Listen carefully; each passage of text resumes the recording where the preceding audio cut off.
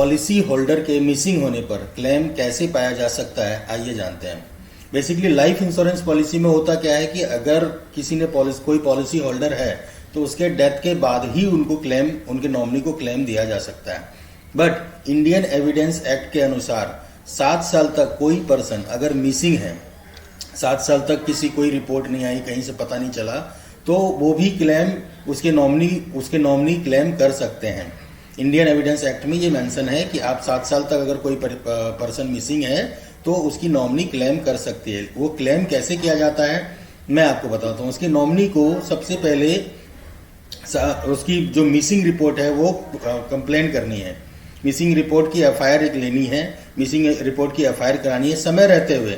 जब उसके person missing हो गए, जो पॉलिसी होल्डर वो मिसिंग हो गए, तो नॉमिनी को समय रहते एक मिसिंग रिपोर्ट पुलिस थाने में दर्ज करानी है।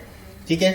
उसके बाद 7 साल के बाद उनको पुलिस थाने से नॉन टेरेसेबल रिपोर्ट लेनी है। मतलब पुलिस ढूंढ नहीं पाई पर्सन को, 7 सालों में ढूंढ नहीं पाई। 7 साल के बाद वही रिपोर्ट, जो नॉन टेरेसेबल रिपोर्ट जिसको बोलते हैं, और एफआईआर कॉपी, ये कोर्ट में सबमिट करानी है। कोर्ट में सबमिट करा के कोर्ट से आदेश ले सकते हैं कि ये पर्सन मिसिंग है पिछले 7 सालों से। तो ये आदेश लेके अगर आप अपने इंश्योरेंस कंपनी को, जिस भी कंपनी की आपकी पॉलिसी चल रही है, जो भी पॉलिसी होल्डर की जिस भी कंपनी में पॉलिसी चल रही होगी, इंश्योरेंस कंपनी को ये डॉक्यूमेंट और कोर्ट के आदेश अगर सबमिट करते हैं तो आप अपना क्लेम ले सकते हैं। क्लेम आपको आसानी से मिल सकता है, बट इसके लिए वही टाइम है कि 7 इयर्स तक पर्सन मिसिंग होना चाहिए। बाकी इस तरह की कोई भी जानकारी आपको जाननी है तो मेरे चैनल को सब्सक्राइब कीजिए।